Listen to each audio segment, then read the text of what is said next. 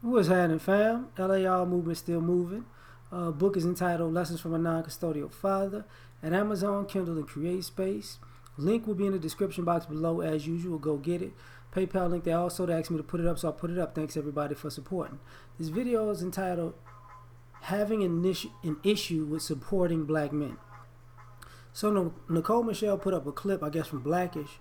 Well, I guess Anthony Anderson's mother was like, she didn't care about slavery or the Holocaust. All she cared about was fixing her husband a plate. And they kind of looked at her, and she was like, well, you know, in my day, my husband used to go out into the world, and the world didn't treat him like a man. And when he came back home, the least I could do to show him that somebody loved him, that I loved him, was to make him a plate. And the table was kind of paused and shocked as she finished the story. And a few of the ladies were thrown back, like they didn't look at it like that. And one of the things that wound up happening was, you know, there's a situation where some of the brothers have been talking about this. You know, fellas don't feel like, you know, they're cared about, period. You know, if you do something for somebody, they look at you, they'll take what you do for them and act entitled, like that's what you're supposed to do. But if you wanted to do something, they'll never support you. I shouldn't say never, but they don't care about you like that. You know what I'm saying? Everybody's more important than you. You know, and when people say, you know, you never bite the hand that feeds you, but when it comes to black men, in our community, we're accustomed.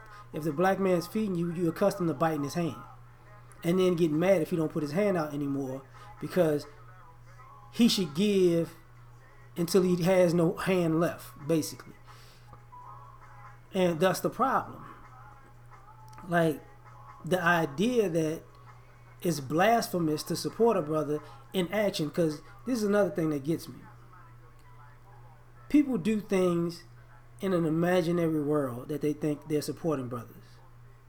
You know, they're not tangible. You know, I did something. I thought about you, so I supported you. I had my feelings say I support you. But when it comes to actual action, thus going back to the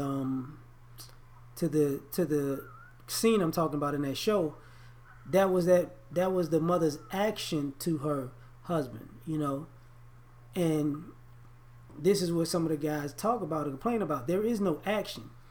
There's always some imaginary, non-tangible act of faith.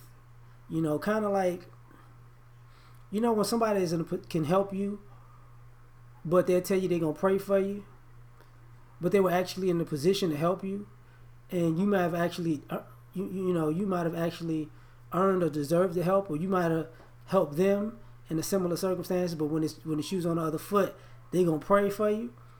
You know, that's the type of support that we get. You know, oh, you looked out for me, you had my back in my time of need, but now that you're in the time of need, I'm gonna pray for you. That's not real. You know, because that same person could have prayed for you and did an action, but you're doing a prayer because you don't want to support that guy. The other thing, you know, brothers have noticed there's no like when people was flipping out on Robert Smith for the grant for the Morehouse men, it was funny to me in this aspect because you got to bring up his second wife, and now he ain't black enough, but he did something for black men.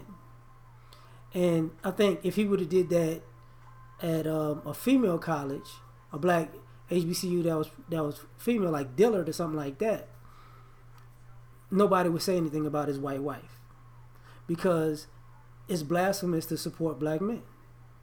You know, when they had these boys' schools like the one back in Chicago, you know, and the other ones around the nation where they have 100% graduation rates and 100% rates going to college. See, that's not. People don't like to promote that because it's black men doing something. Or these are young boys growing into manhood, so they're like young men. That's always that's looked at like whatever.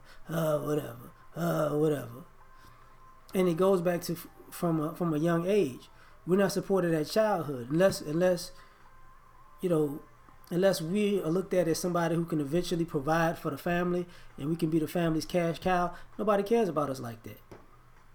If we have dreams, if you're not looked at as a future cash cow, screw your dreams. Your dreams ain't coming true. That's bull. But the other person who has dreams and aspirations, if you feel like they're gonna give you some money if they make it, then you latch on to them. But you're really not supporting them. You're supporting the idea that you can get paid off of them.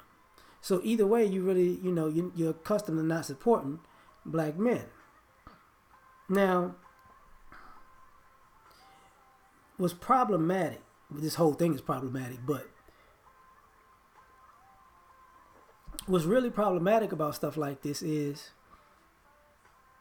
you turn around and you ask for loyalty. You can't ask for loyalty for somebody that you're unloyal to. Even with the whole idea of when people say get the bag, that's disrespectful. It's disrespectful. I'm gonna tell you why. Because the bag is more important than the man. That's one reason. But the bigger reason is people take it as if he's supposed to pay me to be with him, but I'm not supposed to do anything for him. Because what these guys have been talking about for years and years and years is they got tired of dealing with people who were habitual takers. Using a brother is just protocol, right? Women think they're sexually expendable, while men are financially expendable and physically expendable. People wanted guys to just randomly go out and protect people out in public and maybe even get killed so people could say, yay, he died for me. But what if the man got kids? Are you going to help his kids now that he's gone? Absolutely not. Because you're not about supporting these men. You're about supporting your own cause. Same way, even with brothers, like, one of the issues about working together is we're not trusting each other because everybody want to be a chief and don't nobody want to be an Indian. So if you can't be the chief, I'm gonna kamikaze this whole situation because you weren't taught to support a black man doing something. As a matter of fact, I've talked about this before, and this goes for the men and the women. You won't listen to nothing a black man has to say, or you sabotage everything a brother does. But let it not be a black man. You fall in line just like that. If it's a black woman, you fall in line. White man, fall in line. White woman, fall in line. Even Hispanics, fall in line. Asians, fall in line. Arabs, fall in line. But when it's a brother, this idea that no matter who he is or what he is or how competent he is, he's beneath you. This is why I say, we forget that this is a caste system also. Because people's mind has them believing, like a lot of us don't